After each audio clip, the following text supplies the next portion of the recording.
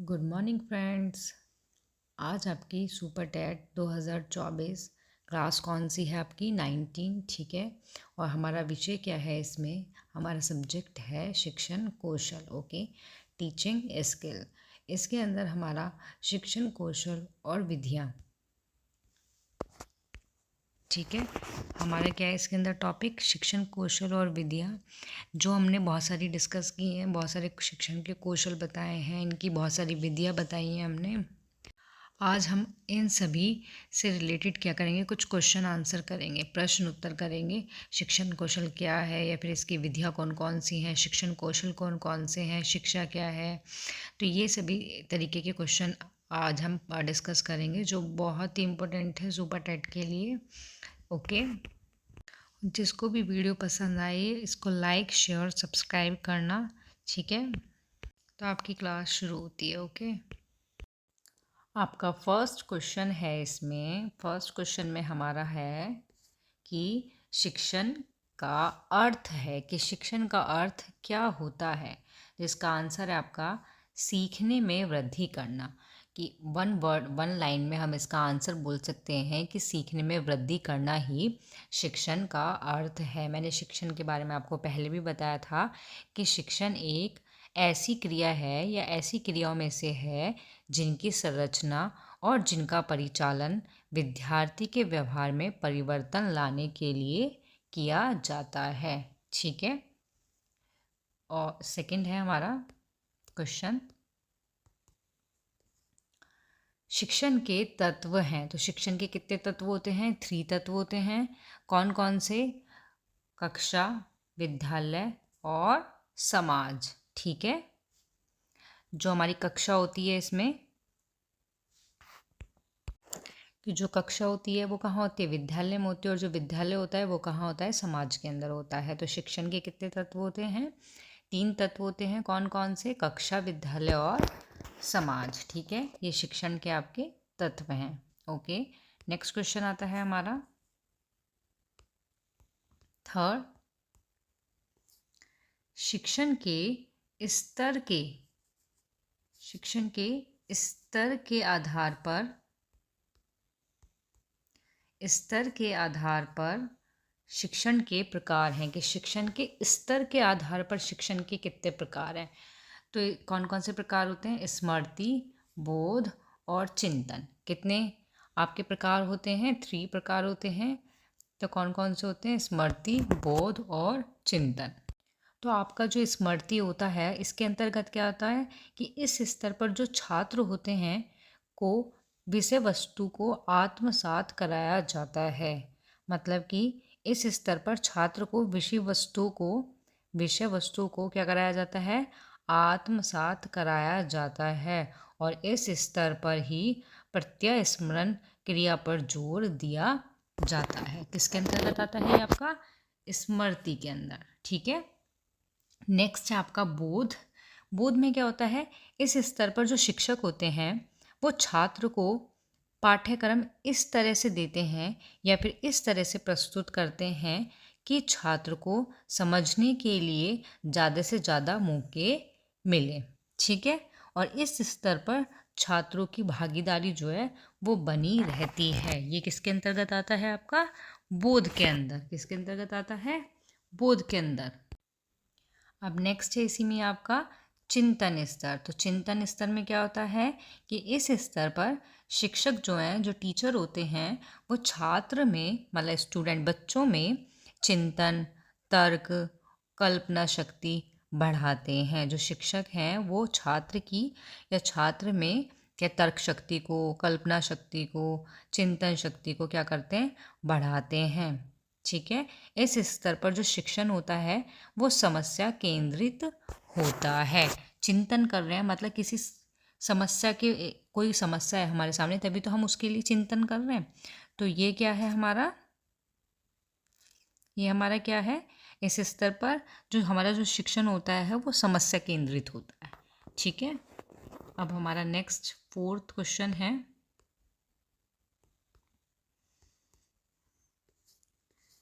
शासन प्रणाली के आधार पर शिक्षण के प्रकार, ठीक है।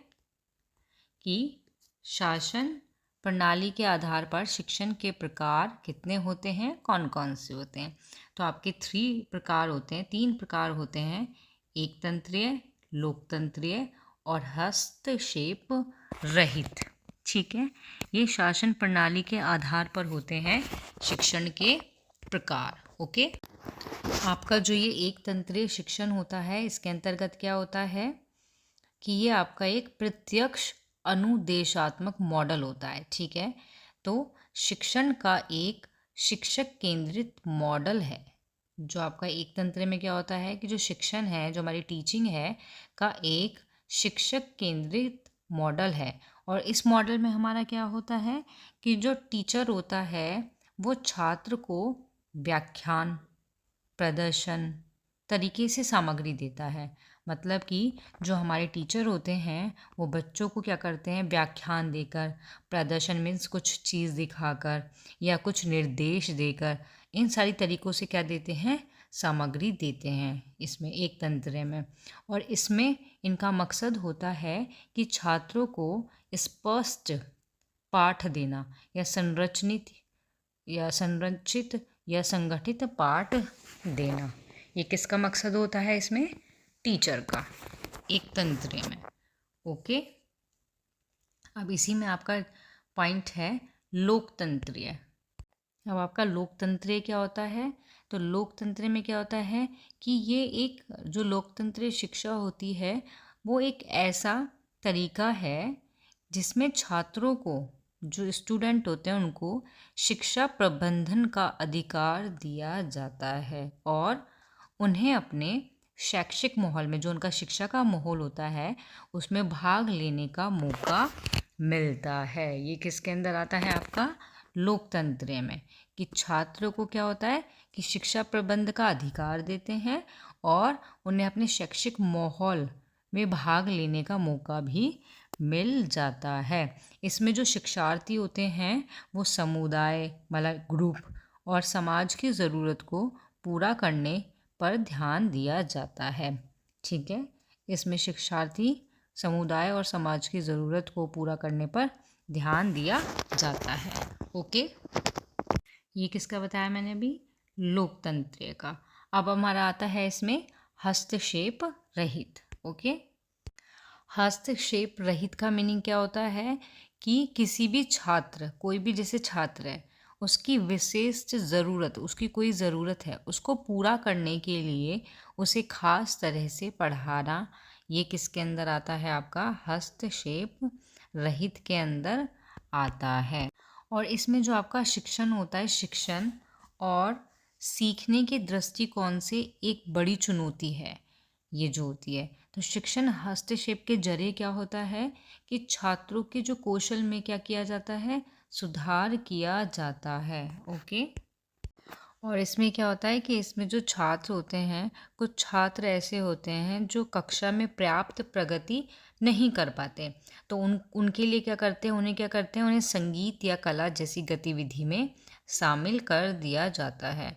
और इसमें समूह में अलग अलग कौशल स्तर या सीखने की रुचि वाले छात्रों को भी रखा जाता है, किसके अंदर, हस्तक्षेप रहित के अंदर। ठीक है, इसमें यही है कि बच्चों की ज़रूरत को पूरा करने के लिए उन्हें अलग तरीके से पढ़ाना, ये है हस्तक्षेप रहित।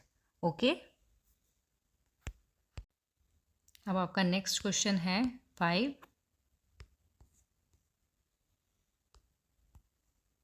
क्वेश्चन है आपका, शैक्षिक व्यवस्था के आधार पर शिक्षण के प्रकार। ठीक है, तो आपके शिक्षण के प्रकार कितने होते हैं, 3, औपचारिक, अनौपचारिक और औपचारिकतर शिक्षण। ओके, तो आपको पता ही होगा कि औपचारिक शिक्षा क्या होती है, कि जो समय सारणी के अनुसार दी जाती है। ठीक है, औपचारिक होती है। अनौपचारिक क्या होती है आपकी, कि इसमें कोई समय सारणी नहीं होती है आपकी। ओके, तो ये आपकी यही होती है। एंड हमारा इसके अंदर नेक्स्ट है फिर क्वेश्चन 6, शिक्षण की अवस्थाएं हैं कि जो हमारी टीचिंग है उसकी अवस्थाएं कितनी होती हैं और कौन कौन सी होती हैं? तो इसकी फर्स्ट अवस्था है पूर्व क्रिया अवस्था। इसके अंतर्गत क्या होता है? कक्षा जाने से पूर्व शिक्षा की, कक्षा में जाने से पूर्व जो शिक्षा पहले मिल जाती है छात्रों को या दी जाती है, वो कौन सी होती है? पूर्व क्रिया अवस्था। सेकंड है आपका इसके अंदर अंतः क्रिया। इसमें क्या होता है आपका? कक्षा में जाने के बाद शिक्षा की, कक्षा में जाने के बाद जो शिक्षा मिलती है उसको अंतः क्रिया कहते हैं। उसके बाद आता है उत्तर क्रिया।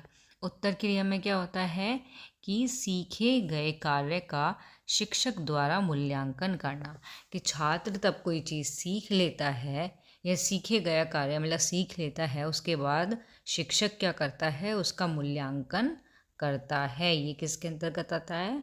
उत्तर क्रिया के अंतर्गत आता है। तो ये आपकी क्या हुई? ये शिक्षण की आपकी 3 अवस्थाएं हैं। ठीक है, अब हमारा नेक्स्ट क्वेश्चन है 7।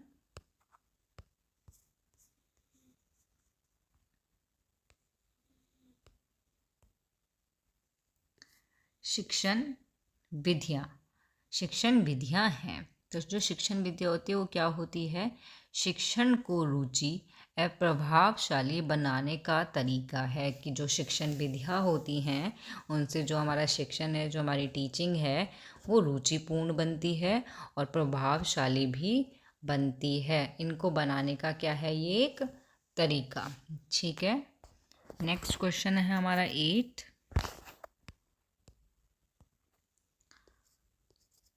सर्वप्रथम शिक्षण कौशल सूची तैयार की थी, कि सबसे पहले जो शिक्षण कौशल की सूची थी वो किसने तैयार की थी?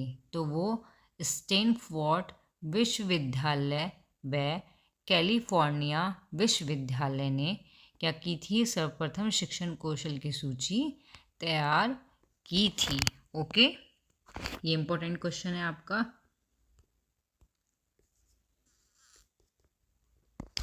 नोट कर लेना इसको। अब नेक्स्ट क्वेश्चन है आपका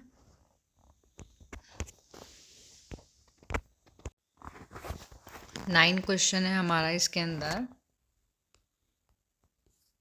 शिक्षण कौशल प्रभावशाली बनाते हैं। शिक्षण कौशल प्रभावशाली बनाते हैं कौन? शिक्षण प्रक्रिया को।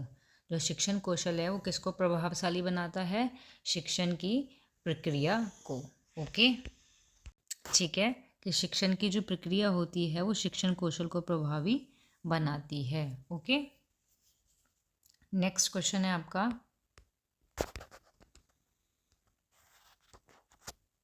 10। विशिष्ट लक्ष्य की प्राप्ति में सहायक होता है। तो शिक्षण कौशल, कि हमें अपनी लक्ष्य की, हमें अपना कोई भी लक्ष्य है उसको प्राप्त करने के लिए सहायक है, मीन्स हेल्पफुल है। क्या होता है? शिक्षण कौशल, कि हम अपने की लक्ष्य की प्राप्ति करने के लिए शिक्षण कौशल का यूज़ करते हैं। ओके, ये हमारे लिए सहायक होता है। तो नेक्स्ट 11 क्वेश्चन है हमारा। शिक्षण कौशल का मूल्यांकन किया जाता है। जो शिक्षण कौशल है उसका मूल्यांकन किया जाता है, तो किस चीज़ से किया जाता है? अनुसूची एवं रेटिंग स्केल से। ठीक है, शिक्षण कौशल का जो मूल्यांकन किया जाता है वो किससे किया जाता है? अनुसूची एवं रेटिंग स्केल से। ओके, नेक्स्ट क्वेश्चन है हमारा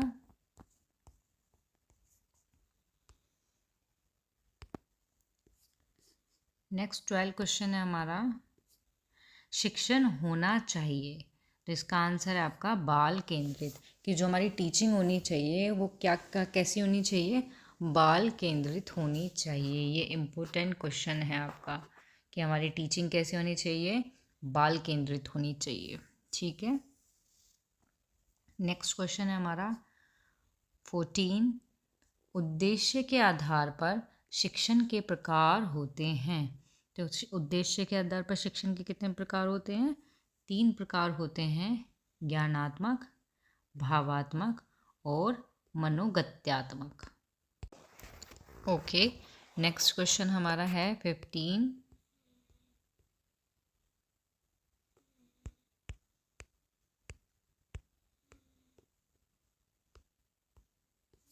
NCERT द्वारा निर्धारित महत्वपूर्ण शिक्षण कौशल है, कि एनसीईआरटी द्वारा निर्धारित हमारे कुछ शिक्षण कौशल हैं, कुछ महत्वपूर्ण शिक्षण कौशल हैं, वो कौन कौन से हैं? तो वो फर्स्ट है आपका खोज प्रश्न कौशल, सेकंड है स्पष्टीकरण कौशल, थर्ड है उद्दीपन परिवर्तन, उसके बाद है आपका पुनर्बलन, उसके बाद आपका दृष्टांत। ओके, तो आपका उद्दीपन परिवर्तन में क्या होता है? छात्र सहभागिता बढ़ाना, पुनर्बलन में पुरस्कार देना, और दृष्टांत में उदाहरण के माध्यम से समझाना। ठीक है, नेक्स्ट क्वेश्चन है हमारा 16।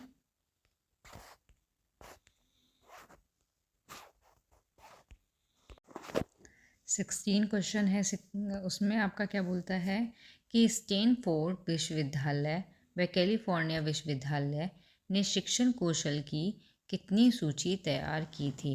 तो जो आपका स्टैनफोर्ड विश्वविद्यालय है, उसने तो शिक्षण कौशल की 14 क्या की थी? सूचियाँ तैयार की थी। और कैलिफोर्निया विश्वविद्यालय ने कितनी की थी? 18। ठीक है, 18। ये भी इम्पोर्टेंट क्वेश्चन है आपका सुपर टेट के लिए। आपका नेक्स्ट क्वेश्चन आता है 17। आदर्शवाद की उत्पत्ति किसने की? तो किसने की थी? प्लेटो ने की थी। ओके, नेक्स्ट क्वेश्चन है आपका 18।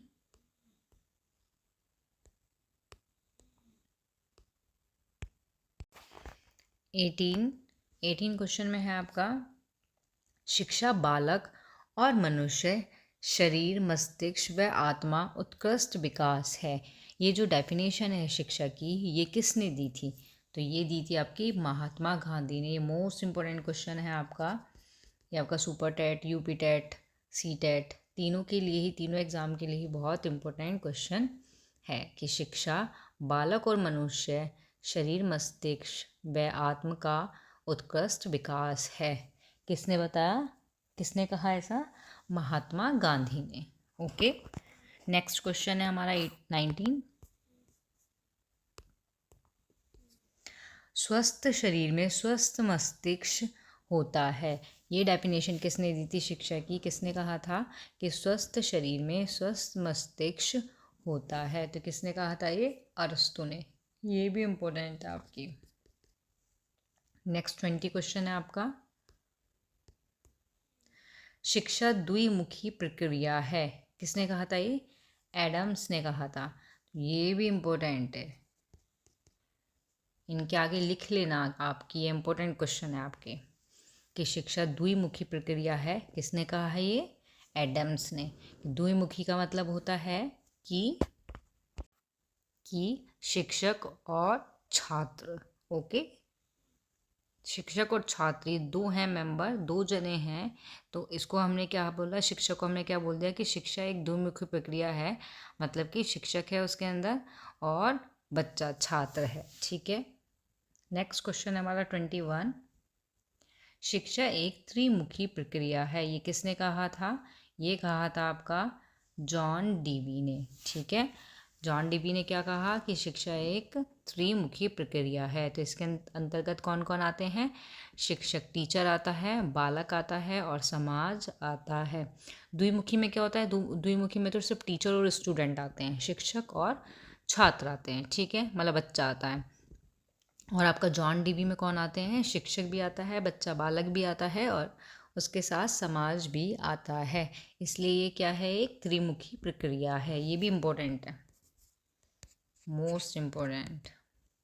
ओके, नेक्स्ट क्वेश्चन है आपका 22। प्रोजेक्ट विधि के प्रतिपादक हैं, कि प्रोजेक्ट जो विधि है उसके प्रतिपादक कौन है? उसके प्रतिपादक हैं आपके जॉन डीवी। ठीक है, लेकिन वर्तमान में कौन है? Kilpatrick.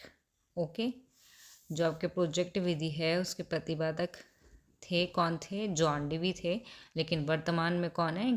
Kilpatrick. Okay, next question है हमारा 23।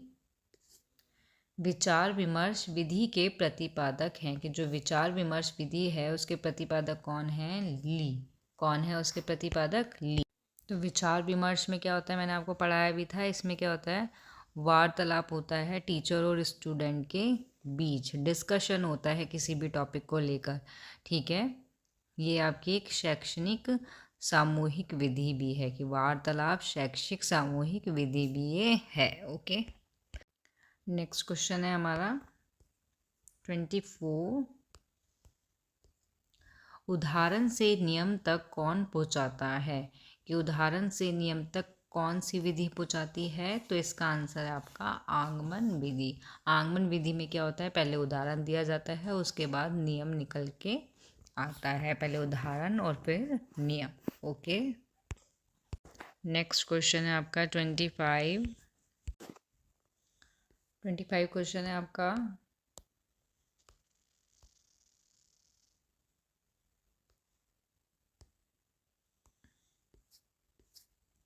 नियम से उदाहरण की ओर कौन सी विधि पहुंचाती है, कि नियम से उदाहरण की ओर कौन सी विधि पहुंचाती है? तो निगमन विधि।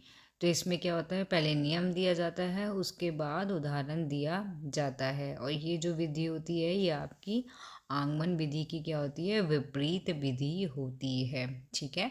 मैंने अभी बताया था कि आगमन विधि में पहले उदाहरण दिया जाता है, फिर नियम दिया जाता है, लेकिन जो आपकी निगमन विधि है उसमें पहले नियम दिया जाता है और उसके बाद उदाहरण दिया जाता है, ठीक है। नेक्स्ट क्वेश्चन है हमारा 26। 26 है हमारा, प्रश्नोत्तर विधि के जनक हैं, कि जो प्रश्नोत्तर विधि है आपकी उसके जनक कौन है? तो उसके जनक कौन है आपके? सुकरात। नेक्स्ट क्वेश्चन है हमारा इसमें 27। 27 नंबर का हमारा क्वेश्चन है कि 27 क्वेश्चन है हमारा, आगमन निगमन विधि के प्रतिपादक हैं तो कौन है? अरस्तु। कि जो आपकी आगमन विधि होती है और जो आपकी निगमन विधि होती है, इन दोनों के ही प्रतिपादक कौन है? अरस्तु, ठीक है। नेक्स्ट क्वेश्चन है हमारा 28। 28 क्वेश्चन है हमारा, किंडरगार्टन प्रणाली के जनक हैं, कौन है किंडरगार्टन प्रणाली के जनक? फ्रॉबेल। कौन है? फ्रॉबेल। ओके, ये भी आपका इम्पोर्टेंट क्वेश्चन है। नेक्स्ट क्वेश्चन है हमारा 29।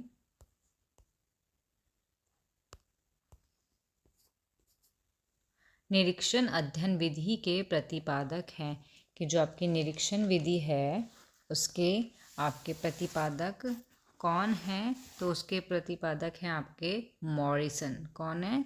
मॉरिसन, ठीक है। नेक्स्ट क्वेश्चन है हमारा 30। उदाहरण प्रतिविधि का प्रयोग किया जाता है, कि जो उदाहरण प्रतिविधि है उसका प्रयोग किया जाता है, तो इसका आंसर आएगा आपका छात्र की विचार शक्ति, कल्पना शक्ति के विकास व वृद्धि के लिए। मतलब कि छात्र की जो विचार शक्ति होती है उसके लिए, और जो कल्पना शक्ति होती है, मतलब इन दोनों के विकास के लिए और इन दोनों की वृद्धि के लिए उदाहरण प्रतिविधि का प्रयोग किया जाता है। ओके, नेक्स्ट क्वेश्चन है आपका 31।